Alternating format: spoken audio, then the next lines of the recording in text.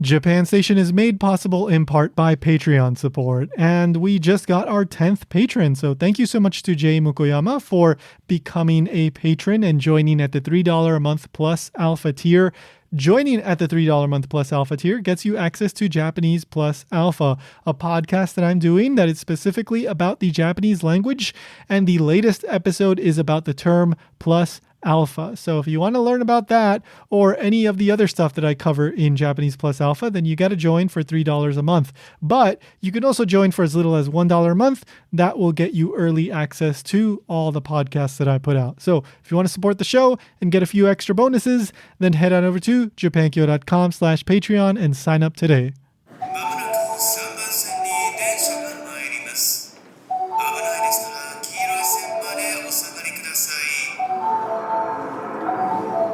Welcome to Japan Station. I'm your host, Tony Vega. All right, so just a quick note here at the top. I'm gonna beg for just a minute. So don't go anywhere. Just bear with me. But if you haven't done so already, please remember to subscribe, rate, review, tell a friend, especially on Apple Podcasts. If you could leave a review, that would be great. Subscribing also helps boost those rankings. So all these things just makes it easier for more people to discover the show. And if you're enjoying the show, then hey, why not, make sure that more people find out about it. I would greatly appreciate it if you could do any of that stuff. So again, now maybe you can pause the show or do it after. Either way, I would say thank you. All right, so enough of that. Let's get to my guest today. My guest today is a comedian working in Japan for the largest Japanese comedy talent agency in the country, Yoshimoto Kōgyō. I'm sure you've heard of Yoshimoto if you're at all familiar with the Japanese entertainment industry. They basically have the biggest comedians in Japan. And, my guest today is Stephen Tetsu. So Stephen has been working in Japan as a comedian for 6 years now, roughly. And he does manzai, which is a form of Japanese comedy that I guess you're probably familiar with it as that type of comedy where there's two guys on stage. They're usually guys. There are women that do it, but they're usually men. They're wearing suits. One is kind of like the silly guy that says the stupid stuff, and the other guy is a straight man that will correct the other guy. There's much more to manzai than just that, and Stephen and I are going to talk about that. But Stephen has done a lot of really interesting stuff. He does translation for Yoshimoto. He's helped produce a show for Yoshimoto and a bunch of other stuff, which we will get to. Stephen was also the star of a Netflix documentary, which you can no longer find on Netflix. It was called What's Manzai? And we're going to be talking about that several times in the same conversation that you're about to hear. But Stephen produces another podcast too. He produces his own podcast called Small in Japan. It used to be known as Big in Japan.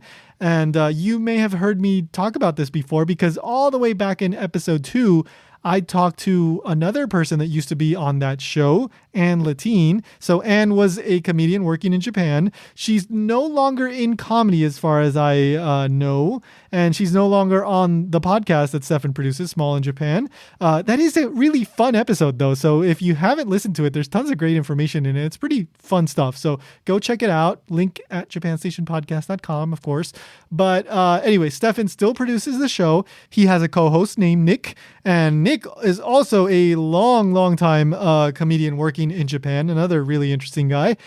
So go check out Small in Japan if you're at all interested in the Japanese entertainment industry. They really share a lot of interesting behind the scenes kind of information over there.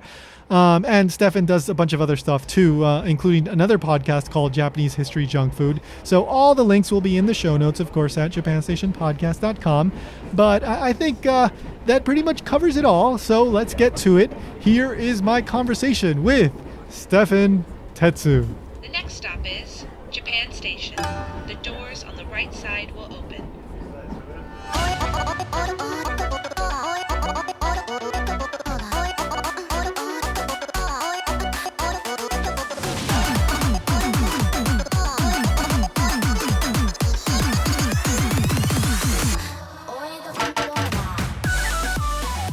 So I started looking around Netflix because I wanted to finally watch that What's Manzai documentary, but it's not on there anymore, right? Thankfully, I think it's been scrubbed from the face of the earth.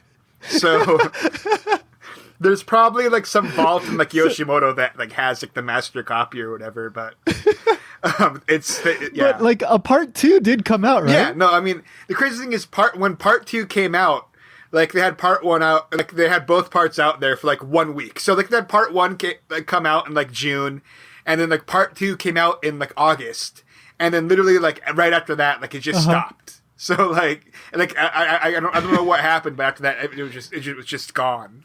But so it was really That's really so short. That's really weird. Okay. But how did that come about? Did they just tell you like, oh, Netflix wants to do this thing? Do you want to be in it? Yeah, so at the time I was going to comedy school in Japan, NSC, which is Yoshimoto Kōgyō's. Yoshimoto is, of course, the biggest Japanese comedy agency, or Japanese comedy company, I should say. And they have their own comedy school. So I was a student at the time at their school. And, Yoshimoto at the time had I guess they had an agreement with Netflix. And they decided that, that it was the perfect time, I guess, to show off Manzai to the world. And, first they asked him to come on as like a bit of a consultant, I guess, just as a guy who's currently going to that school. And the next thing I know, they ended up just making it about me. So it was a really odd experience. Yeah. What would you say that? What would you like the creators of that to have done differently? Because I've heard you speak about it a few times, on the podcast and all that. And I know you're not too happy with how it turned out, but what would you like to have changed about it? I mean, so it was marketed, I guess, as a documentary, and there was anything but. And it was literally my first gig, like big gig as a Japanese comedian, and it was like not as a comedian, but like as an, instead of like doing something in Japan, I was like doing something in Japan for the sake of presenting it to the rest of the world. And there was a bit of a culture clash there, with the staff being entirely Japanese. Absolutely no one spoke English except for me. So literally what would happen is they'd have me translate the script that they had for the documentary, and I had to memorize the script for the documentary, and say it exactly as the script said, just because no one else spoke English. So if I got one word wrong, they couldn't tell. And actually, this happened in the editing too. You can't watch it now, so I guess I can say this. But there's a couple times where they didn't realize like I got my lines wrong, and they left in like weird flubbed lines in the actual end product. So it's like, I'm like and the manzai is damn it, what was it? And then like so like they kept the freaking Wow. the weird pauses as I try to remember like the lines for my documentary. Like so they used the bad takes and like they left the good takes on the cutting room floor. Yeah. But obviously, I was really, really, I don't want to say I was really, really young because I wasn't young, but I was really inexperienced then. Probably a little bit too headstrong at the time. So I mean, I usually kind of like come off strong as like saying like, oh yeah, Yoshimoto, ruined the documentary or whatever. But I could have done a lot of things, lots of different things better as well. And well, thankfully, it's not on the internet anymore. So weird how they would take it down so quickly. That's I mean, so, like Yoshimoto at the time was, I guess they were trying to play like both sides of the streaming coin. So they had like a deal with Netflix for like TV shows or whatever, original content, and they also had a deal with Amazon Prime for original content as well. So it was like, I don't know. It's like they're playing, it's like someone who's playing, a pro sports and they're playing on like one team and the other team at the same time. And then just they're going to decide which they go with, which depending on like whatever goes better, I guess. Yeah. And there's a lot of, behind the scenes stuff that they can't really get into that I don't know the exact specifics. Mm-hmm. But yeah, Yoshimoto just ended up kind of mainly going down the Amazon Prime road after that as well. Okay, and then they, of course, made their own streaming service that's only available in Japan. So, right. So, okay. So I want to go back to like the before that documentary. Like, how did you end up deciding to go into Yoshimoto or like deciding to try to get into comedy in Japan? Yeah, I mean, it's not a, doing comedy in Japan is not exactly a common career path. No, it's not. It's not, the average American. Not, respected either in Japan. Yeah, no.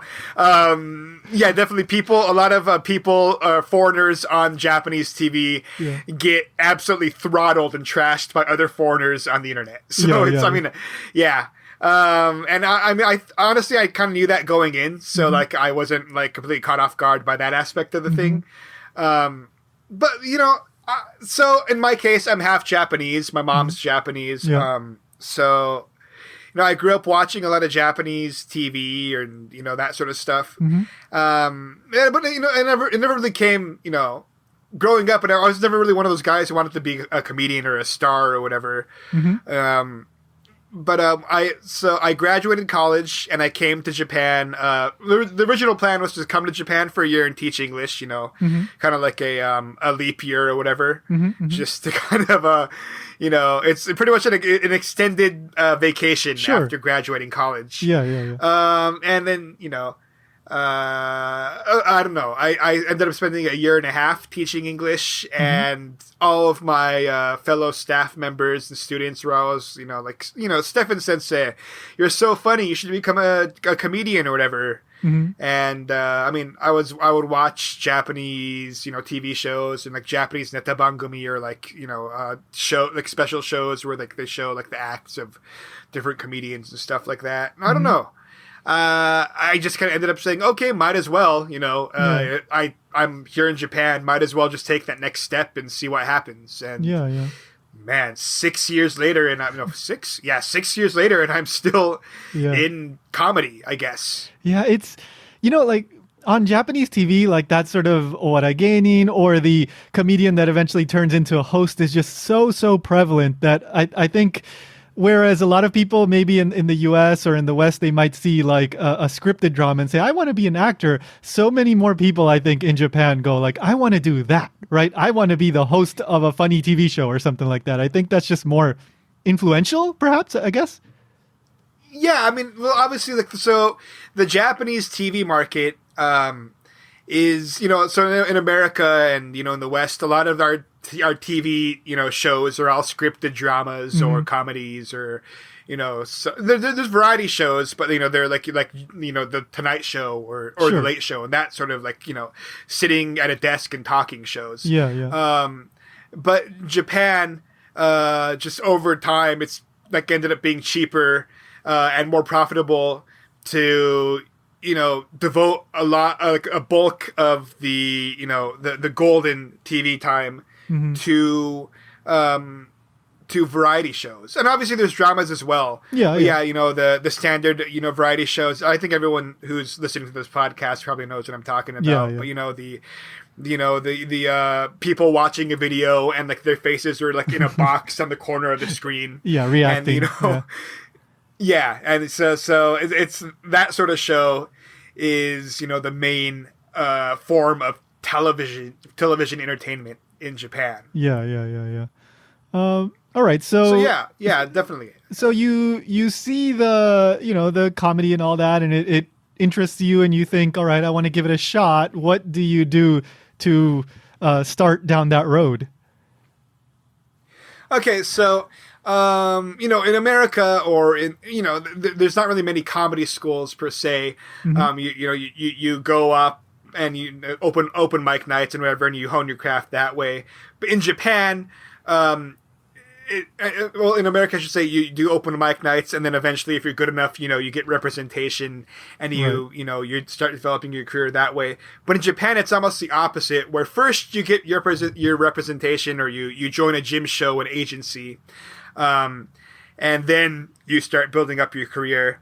And the only way you can really join an agency for the most part is to go through like a year of their training or comedy school course, which is pretty much honestly just like a cynical money grab more than anything else. So you're paying a company like in my case, I don't know how much it is now.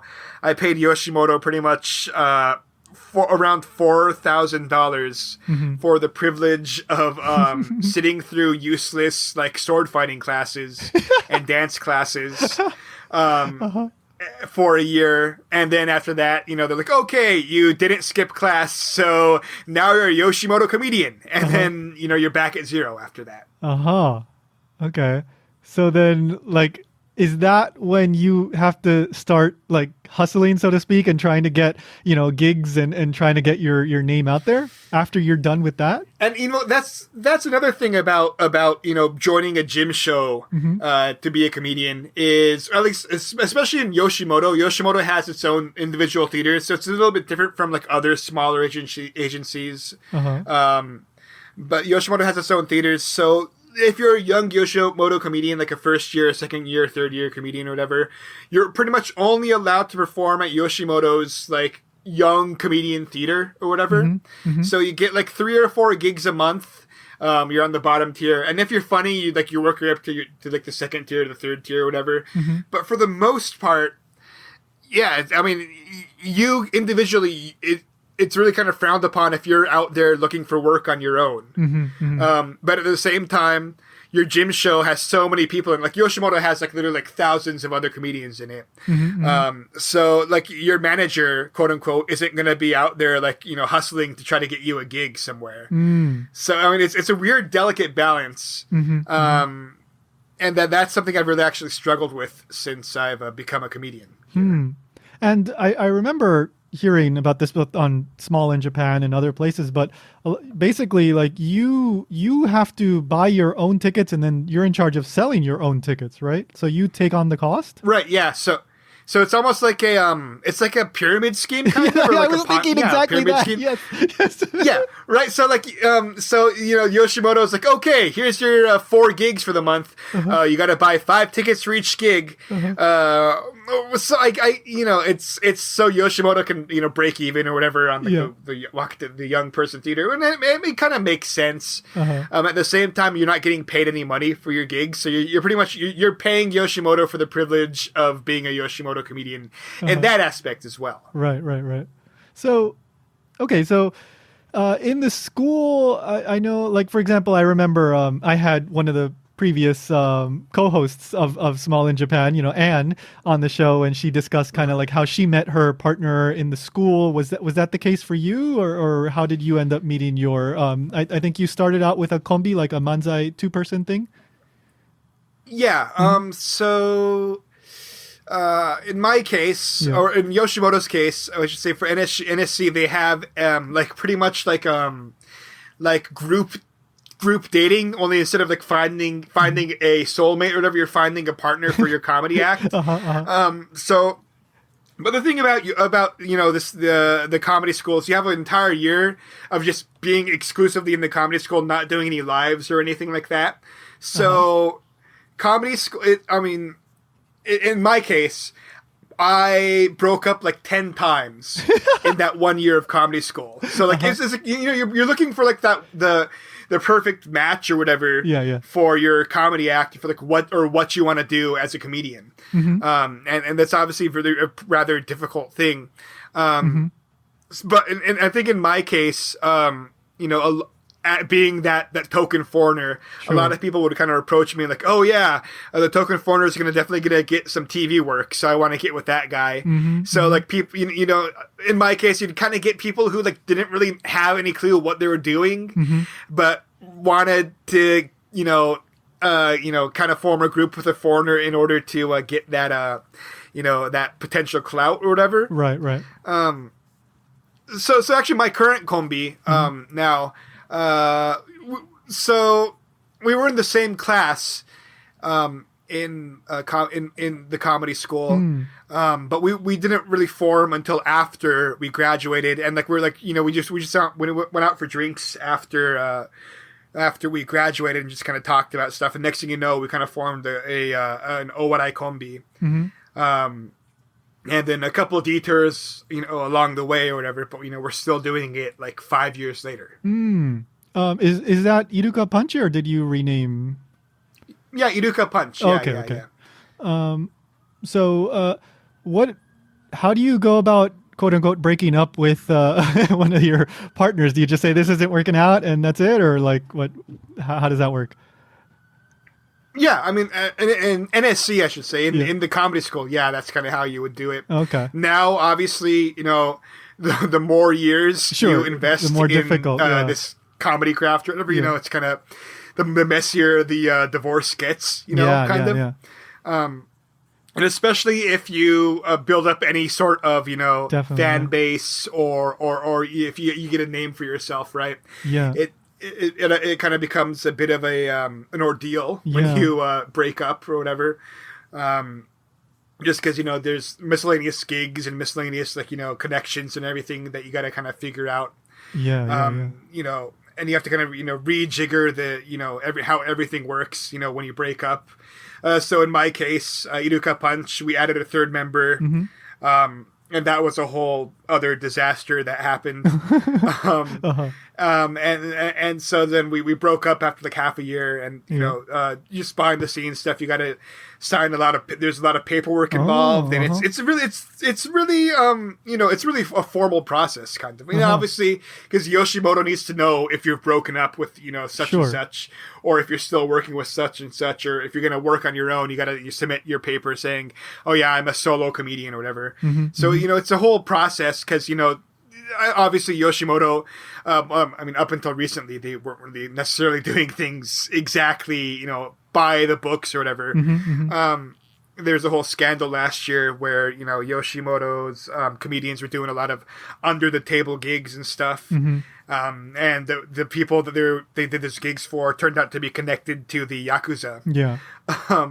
And that was a huge scandal for like the entirety of last year. Yeah. And as a result, Yoshimoto is getting better about, a lot of those sorts of, money deals. And I actually finally got a contract after like 5 years. So like, awesome. Oh yeah, you're a comedian. And then like, it was a verbal contract actually, which is, I don't really know if that's, I don't know. if that would fly in America. Yeah. But it's like, oh yeah, you graduated. You're a Yoshimoto comedian now. And I'm like, okay, do I sign anything? Or like, nope, you're good. You're a Yoshimoto comedian. And that was it. Like, I didn't have to put my stamp on anything. It was just like, yeah, you're a Yoshimoto comedian. And then, I'd get the paychecks occasionally. So I was like, okay, cool, I'm a Yoshimoto comedian. But I never had a contract up until now. It's almost like Mission Impossible. It's like, if anything happens, we won't acknowledge.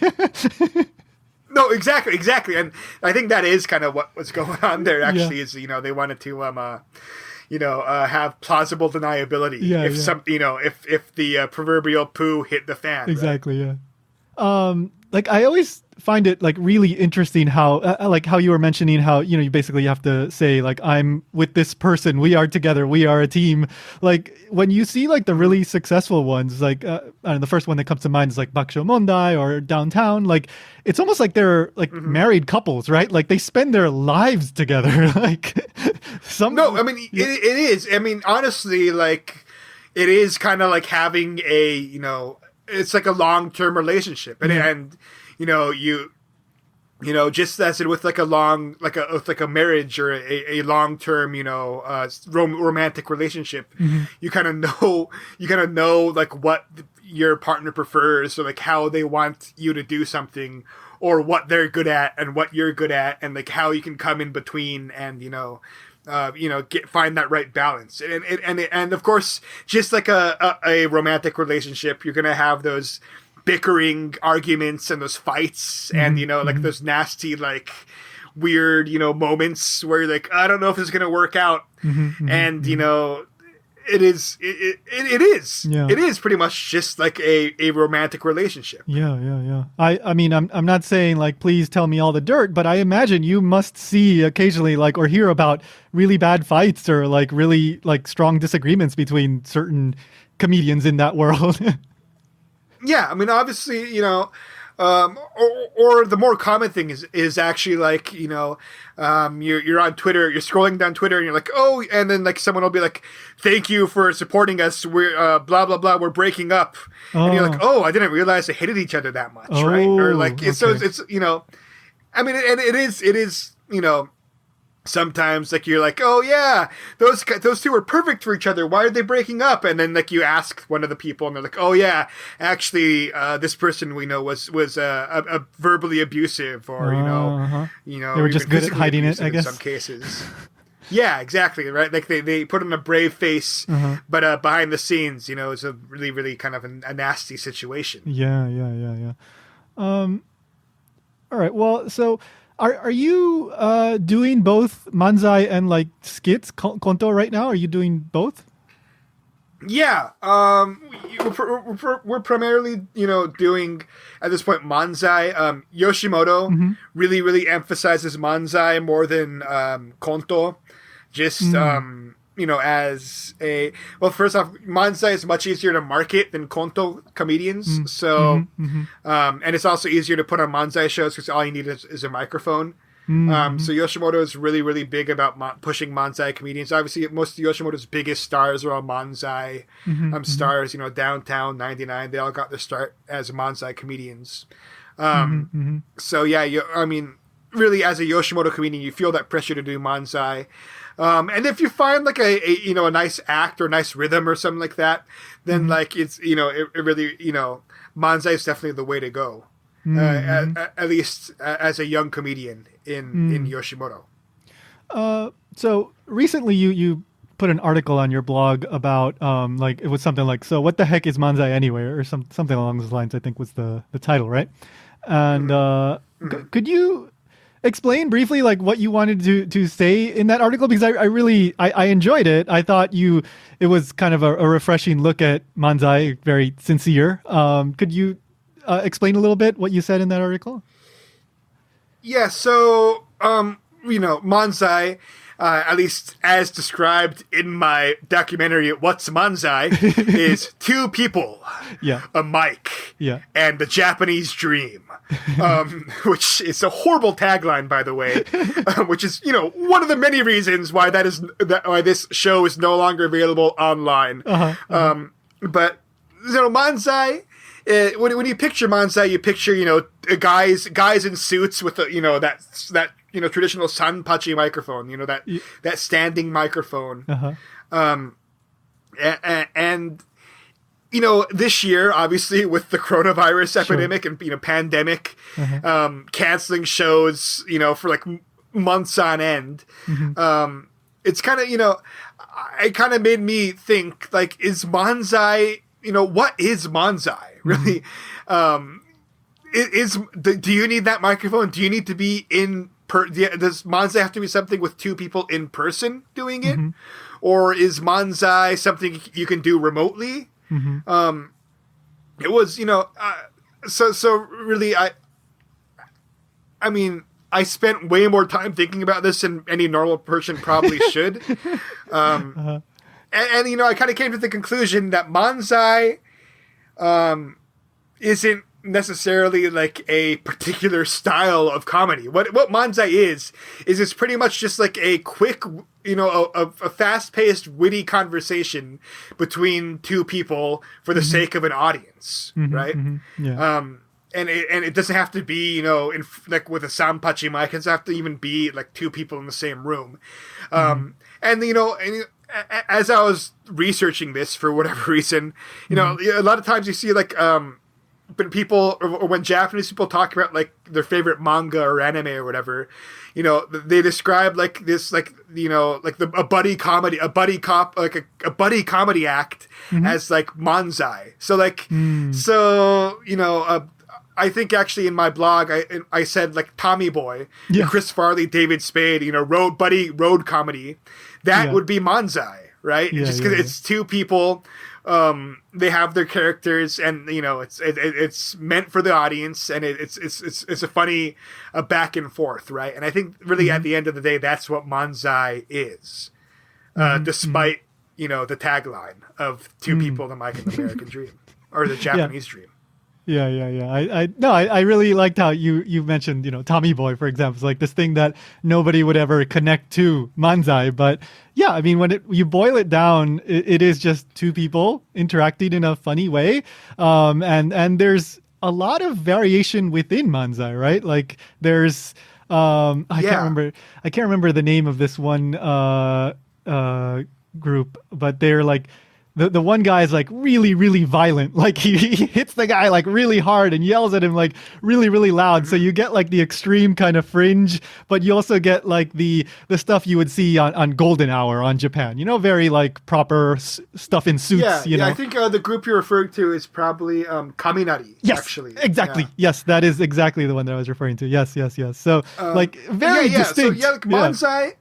Yeah, but like so Manzai doesn't have to be like. There's very much a house style for Manzai, especially for Yoshimoto. A lot of Yoshimoto, veteran Yoshimoto comedians have like a particular style of Manzai that like almost all of them kind of employ. Where there's a Boke, who's like the dumb guy, and the Tsukomi, who's like pretty much the straight man. It's like just like a back and forth where the dummy says dumb stuff, and the Boke, the straight man's just like, no, that's wrong, and like that sort of like, what the hell are you saying? That sort of back and forth, and that's been Manzai for like the past like 20 years. Like downtown, their Manzai is kind of pretty much like that. But recently, of course, you are seeing more variation in how Manzai is done. And there is a comedy contest, the M1 Grand Prix, which is the biggest comedy contest in Japan. It's a Manzai contest, and every single year the final round is broadcast on national television. And over the last couple of years, that final round, you're seeing more and more, unique patterns and unique, back and forth combinations. So yeah, Manzai is ever evolving. And actually I talked to Nick. Nick is of course my co-host on the Small Japan show. I've talked to Nick about this because he's actually researching this for his master's degree. And Manzai, I think personally Manzai comes in waves. I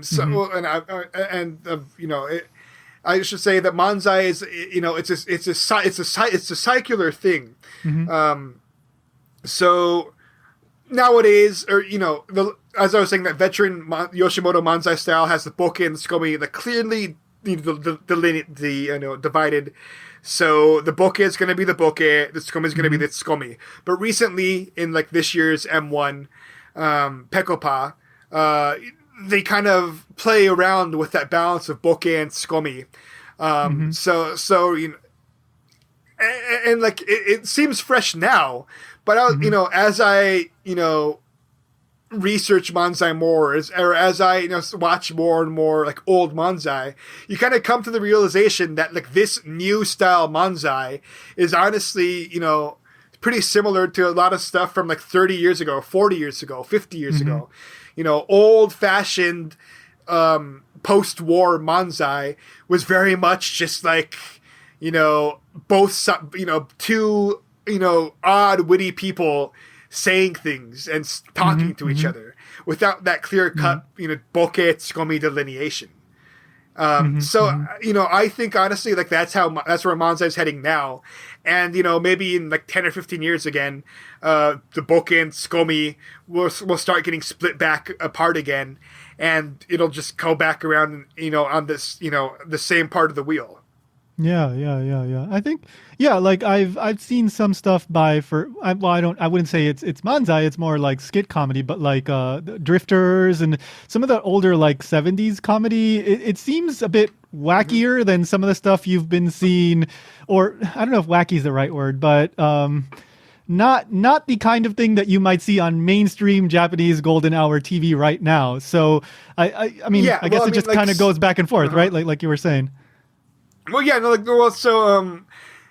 Yeah, I guess to a degree, but like, Drifters, there's a Drifters TV show. That Drifters was Shimura Ken's old group, but like Drifters would like have like naked women like on their like primetime TV shows, right? Yeah. Things were looser back then. I don't think we'll ever go back to that. Yeah, I don't think we'll ever go back to that. But I don't know. I think in terms of format, we might go back to something similar to that. And a lot of Japanese YouTube troops or whatever, pretty similar almost to Drifters in terms of like what they're doing and like their balance of their members. But I think in terms of content, I don't think we'll ever see what the Drifters were doing again, just because a lot of the stuff they were doing is not exactly politically correct or definitely maybe even funny by today's standards, right?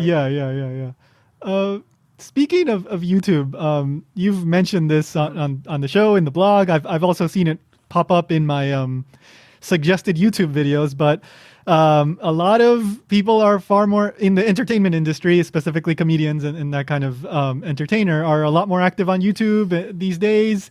It seems like, I guess that's a reaction to the pandemic, but to be perfectly honest, I mean, the vast majority of the stuff that I've seen hasn't been particularly interesting. I guess that's pressure from the talent agency. Yeah. I think honestly, a lot of it's a blatant a cash grab by the talent agency. Where a lot of TV shows and recording sessions and lives were getting canceled due to the pandemic. So in a way to recoup some of that lost revenue, Yoshimoto was, heavily encouraging, like, almost like all of its comedians to start a YouTube channel, ranging from, like, big stars, like Chihara Junya, has a YouTube channel, to, like, like, all the first-year comedians are out. Now they're all starting this YouTube channel with the same 5 or 6, surprise videos or whatever on YouTube. Just, not necessarily because they want to do it, or even because, or even, like, they need to do it, but just because it's something they're expected to do. I guess. That's tough, because doing comedy on stage or on TV or in public is not necessarily the skill set you need to be producing a successful YouTube channel, right? So, right, I think that's part of the I don't want to necessarily want to say it's a culture clash, but part of the thing about being a comedian here in Japan is you're always expected to be funny. Like, obviously, there's the people who manage to branch out and become commentators or whatever. Sure, but even then, as a commentator, they kind of start getting recognized as a commentator rather than as a comedian. And it's like almost like you kind of lose that whole being funny aspect. But as a comedian in Japan, you're always expected to be funny. And it doesn't really matter like how you're funny or like even if you should be funny in a certain situation, that's like your role is to be funny. And being funny as a YouTuber is completely different from being funny as a stage comedian. Yes. Yes. Yeah. Would you say it's not as common to see comedians break into like serious dramatic acting like you see pretty commonly in the US? Because I can't think of many examples. I mean, there are people who do that. I guess Beat Takeshi kind of, but I mean, he's like the best example, maybe. Yeah. But I mean, in his case, it was a process for him. Like, he didn't just overnight become like a super dramatic, auteur director. Yeah. It was a long process from being like the crazy comedian, and even in his Manzai was pretty out there for the time. It was like, really, even then it was pretty racy content. So like, it wasn't, if there was someone who's going to branch out and become a big time director of like bloody Yakuza movies, it would be Beat Takeshi. But like, nowadays, I guess, Shimura Ken was going to star in a couple of dramas this year. Unfortunately, he caught COVID and Yeah. passed away. Yeah. But so you do see comedians do it. A lot of times if they are in dramas, it's like as a bit role. Yeah. Or my favorite is like when they just come on to these dramas as themselves. So it'll be something like like the main actress, like the main heroine, is like running down the street. She bumps into someone, and then the camera pans down, and it's famous comedian number one, and he's like does his catchphrase, and like the heroine runs off to the next part of the scene, right? Yeah. And it's that sort of stuff, Right. Yeah, so I mean, you don't really see, there's no Jim Carrey out there, doing like Dumb and Dumber, and then going on to be, do Man on the Moon or whatever. Yeah. Or Adam's, it's very, they're very, very different skill sets here, and Definitely, dramatic TV in Japan is a whole other discussion. Sure. Yes, it is. Yes. Yeah, but honestly, I feel like the skill set of being a comedian, of a stage comedian in Japan, is pretty similar to like the skill set you need to be a dramatic, television actor on Japanese TV. Because Japanese TV dramas are pretty much, the staging and the direction is almost pretty much like a stage drama, like a play. So you are enunciating every single thing and like just going overreacting, and there's not much room for subtlety in Japanese television. That's what I'll say. Yeah. And so I think honestly, if like a television network was willing, I think they really could probably, have a bunch of comedians cross over into serious dramatic roles, but that's not exactly what they are expected to do, I guess. And it's tough too, because I mean, you have, even within the world of comedy, you have like, I assume that some of the people that end up becoming popular for those, they call them like the ippatsu gyagu, right? This like one-liner kind of silly, ridiculous thing. They may not be necessarily into something more complex and nuanced. Maybe I'm overgeneralizing there, but that you have a pretty wide range of comedians, even within the umbrella of comedy. Yeah, I mean, so for like those ippatsuya, those people who have like the one-hit wonders, there's such an emphasis on milking that one hit for all it's worth that these one-hit wonders never have a chance to really develop anything else. Yeah. So Tonikaku Akaru Yasamura will always be stuck doing his don't worry, I'm wearing my underwear thing, right? Even though he's been doing it for like 10 years, right? Yeah. And he has other stuff he wants to do, but at the end of the day, that's going to be the thing that puts food on the table. And because even like major Japanese comedy stars get a lot of money, not from TV gigs or commercials or whatever, but from like doing like full, like regular, like promotional gigs, or as we call it, yamieigyō gigs, where they go to companies and perform for like their company parties or whatever. There is just an emphasis on, playing the greatest hits. Even for like if you're like a Manzai winner, like an M1 winner will be expected to do their act from M1, even if they have like a bunch of different, other neta that are funnier than the one they won with, just because that's what they're known for. Yeah. So last area here that I wanted to ask you about, but there's a lot of difficult things about being in the entertainment industry in Japan, and you talk about some of that stuff in Small in Japan, and we've addressed some of that stuff, but I'm curious, over the past roughly 6 years that you've been involved with this, what would you say is like the most enjoyable aspect? Is there something that you have like some favorite memory, or something that you think back to and you go like, wow, I can't believe I did that, or something, nice that you look back on, especially when things are frustrating or difficult? I mean, I guess really, I think one of the things that I never really thought I would, do, when I was growing up, is just performing on stage I mean, as a comedian or as a actor or whatever. And becoming a comedian in Japan has really kind of opened up that door for me. Like just, I mean, I don't know. I don't necessarily know if I would do it if I was if I stayed in America. I don't know if I would necessarily have become a stand-up comedian or an actor or whatever. But like coming here to Japan and becoming a comedian has kind of really, I guess, I don't know. It's allowed me to find, a comfort zone in terms of who I am as a presence as a person. Yeah.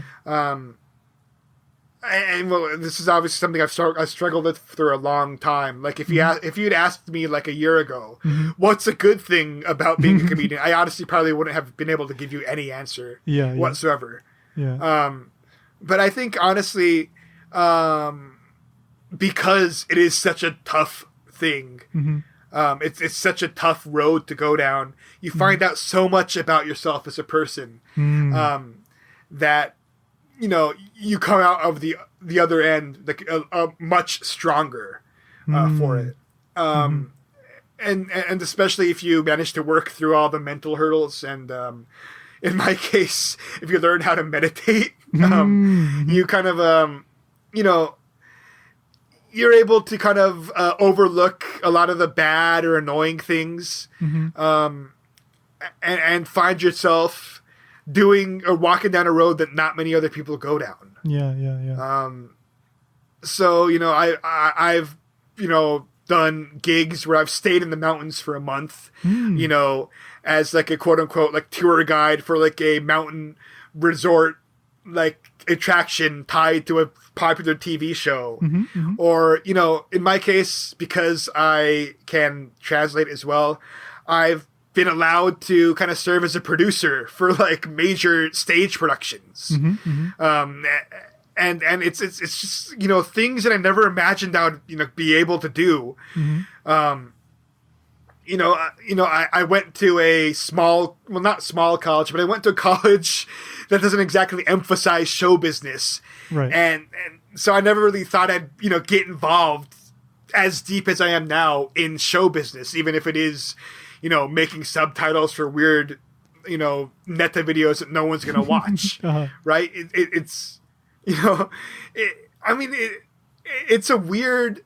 just a weird journey, I guess. And, after everything that's happened, I honestly probably wouldn't change it for the world. I wouldn't trade it, Yeah. Do you, so what about like the first time that you went on stage in front of a general public? What was that like? How did that go? Well, I think the thing you have to keep in mind is that as a American or as a foreign comedian, people are going to be more willing to laugh at you no matter whether or not you're actually funny or not. So in my case, the first time I went on stage, we did pretty good. We got like 4th place overall in like this 20 group, live. And it was like the first neta we ever wrote as a group. Ended up, getting a pretty good reaction. But honestly, it's not because we were actually really good at anything, but it's because you're as an American or as like that goofy, Mr. Foreigner guy, people are so willing to laugh at you that it's kind of hard to miss, I guess. Being that hot new thing. Right. Everyone wants to go see the panda, even if it's like less cute than like a baby or like a normal bear. Or whatever, right. Yeah. Was that frustrating, and have you like kind of learned to deal with that? Oh man, it was so frustrating. And even now, doing, after breaking up, the trio breaking up and, doing my own thing for a while, I told my partner, if we're going to do this again, I don't really want to play the role of the dumb foreigner, the traditional foreigner role. I kind of want to do something new, something different. And he was really, really amenable to that. And he kind of wanted to do a new thing as well. But no, for years it was frustrating being the guy who has to say like the same 4 or 5 like, can you repeat that? I'm a dumb foreigner, so I can't speak Japanese. Sort of, that sort of comedy. I mean, I don't want to say it's demeaning but it honestly it eats away at your soul, kind of, right? Yeah. Yeah. I mean, it's a double layer thing. First of all, there's that, your personal identity, and second of all, I mean, it's the same joke again and again and again and again, right? So. Yeah. And like, honestly, if you're willing to do that joke again and again and again, you could probably find so much work. Like, I know, like, Ike from Choshinjuku, he's, probably the most prolific foreign comedian right now in Japan, because he is, I don't want to say happy doing it, but he's willing to play that role. And he's good at it as well. So, I mean, honestly, I feel like if I had really been willing to go down that road, I would probably have more work as a comedian than I do now. Sure. But I don't think I would honestly be happy doing that, as a gig, as a full-time thing. Right? Yeah. Definitely. Like, it's good in small doses, being the dumb foreigner, right? Yeah. But if that's your entire identity as a comedian, it's not even being a comedian anymore. It's just playing a part, right? Yeah, no, it's not even. I mean, it's pretty much just being a stereotype, right? Yeah. It's like being, like the I don't know. It's like being in the minstrel show version of a black person, right? Right. It's like you're playing like it's your audience's ideal image of the foreigner. But if your audience's ideal image of a foreigner is a guy who can't speak Japanese, fumbles over easy Japanese things, doesn't know any Japanese at all, so he has to ask you to repeat the line, responds to everything with like, "Wow, amazing," that sort of stuff. Oh my God, yeah. Yeah, exactly. I mean, if that is the role that is there for you, are you sure that's what you want to do? Right? Yeah. And that's something I really, really struggled with for years on end. Yeah. No, that's a tough situation to be in, because you have like the golden ticket there, but that golden ticket means like crushing your soul. Right. Yeah. And certain members of the company of Yoshimoto, when I was working on that documentary that we keep talking about, that's no longer available online, wanted me to play that dumb foreigner role in a show that was meant to explain Manzai to foreigners. Yeah. Right? Yeah. And that's impossible. Like, how would that even work? Yeah. Right? And that whole dumb foreigner pastiche, that whole dumb foreigner role is so ingrained in comedy culture here that it's, in some cases, people can't see beyond that, right? Yeah, it's so weird. It's like, hey, be a stereotype so that the foreigners will like it. It's like, what? Exactly. Yeah. So it's like, hey, foreigner, this is meant for foreigners, so be a foreigner. And like, I am naturally a foreigner. Yes. And that's not what a foreigner naturally does, right? Oh, man. Yeah, so there's so much more. If people want to learn more about, your work and all that stuff, they should check out Small in Japan. Your blog is pretty cool too, StephenTetsu.com, right? Or yes, I apologize, Stephen, PH, right? It's with a PH. Yeah, PH. Yes. It's StephenTetsu.com. Yeah. Our podcast is Small in Japan. Yep. We also have another podcast that we haven't really been updating lately, just because COVID hit and things have been crazy, called the Japanese History Junk Food. Yep. We only have like 10 episodes of that because once the pandemic hit, getting together to record and like researching history just kind of became a whole ordeal on its own, right? Yeah. So that's also there. and eventually we'll get more episodes out of that as well. Yeah. Yeah, I did listen to that one too. It's fun, like little bite-sized snippets about just very quirky, interesting Japanese history. So people should give it a shot too. And of course, you're on Twitter too, right? Yes, Stephen _Tetsu. And Tetsu is, of course, spelled Stephen is Stephen, and Tetsu is Tetsu. Awesome. All right. Well, Stephen, thank you so much for making time. I know you're a busy guy, but I appreciate you making time to talk a little bit about comedy and whatnot. So thanks. No, thank you for having me. Small in Japan, or as it used to be known, Big in Japan, launched, I'm pretty sure, slightly before Japan Station. And just interesting little story here, but the reason why I found out about that podcast is that I know someone who knows Anne Latine. I met them in Hawaii, and so she told me about Small in Japan, or as it was called, Big in Japan, right when they launched pretty much. I think they had only released like maybe 2-3 episodes. So I found out about it, and there were 4 comedians on at the time that they could all speak English. And it was just really, really interesting because they were talking about stuff that you're kind of not supposed to talk about. And so I knew I wanted to talk to them, and I wanted to talk to Stephen too. So first I started with Anne, and then I thought I'd talk to Stephen eventually. And it happened, but it took quite a while because Stephen is just a really busy guy. So of course he's busy with all the Yoshimoto stuff, but also his own personal stuff. And he also has to do like some part-time jobs on the side. I know for a long time he was working at a ramen shop too, just to kind of make ends meet, I believe. Because, well, comedy is not all that lucrative unless you're really, really, quite popular. So, you got to do a bunch of stuff to kind of, compensate for a not steady salary.